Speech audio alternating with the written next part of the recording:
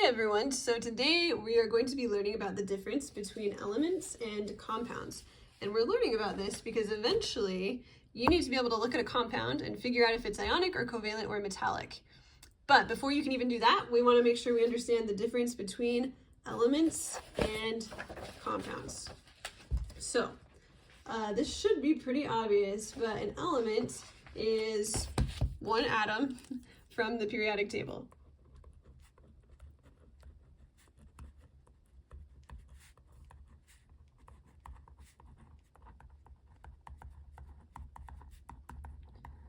So we've been talking about a lot of different elements all year, and you can probably name a bunch of them. A compound is where we have two or more types of elements bonded together.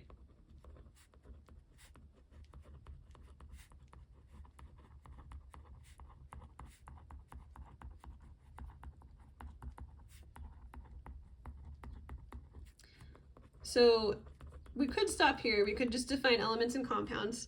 But we want to learn a little bit about how the properties of elements compare to properties of compounds when we have a compound that's made of two elements that have very, very different properties. So let's look at the example of sodium, which is an element, and chlorine, which is another element, and sodium chloride, which is a compound. So we're going to try and see, does the compound sodium chloride have the same properties as sodium and chlorine do? So let's look at a picture of sodium and chlorine. So sodium is this element. It's a metal, it's soft, it's shiny, it's super reactive. You put this in water and it basically can explode. So let's write down some of these properties. It's a metal, it's soft, it's shiny, reacts with water.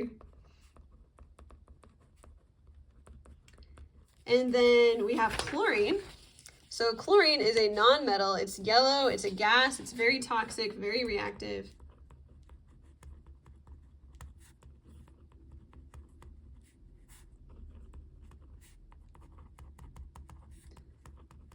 And then let's talk about sodium chloride. And you probably already know sodium chloride is table salt. You can find it at your house. It's everywhere. It's very different from these two elements. It is white. It is not reactive. It is a solid. It's a powder. It's crystal in structure. So from this, we can learn that compounds are going to have properties that are very different from the parent elements, from the elements they're made of. So let's write that down right here. Compounds have properties that are very different from the elements they are made of.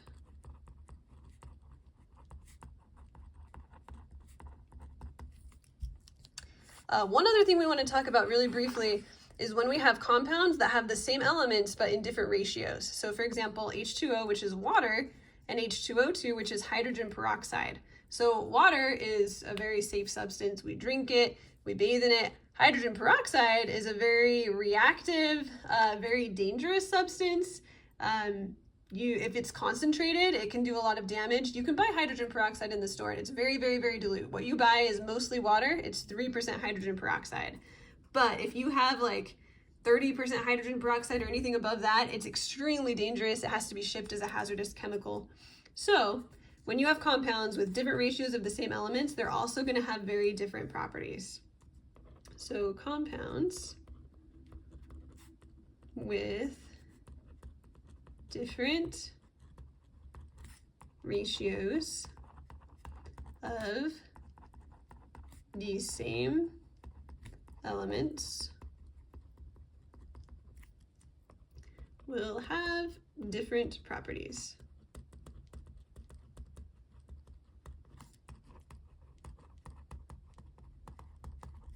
All right, so that is the difference between elements and compounds.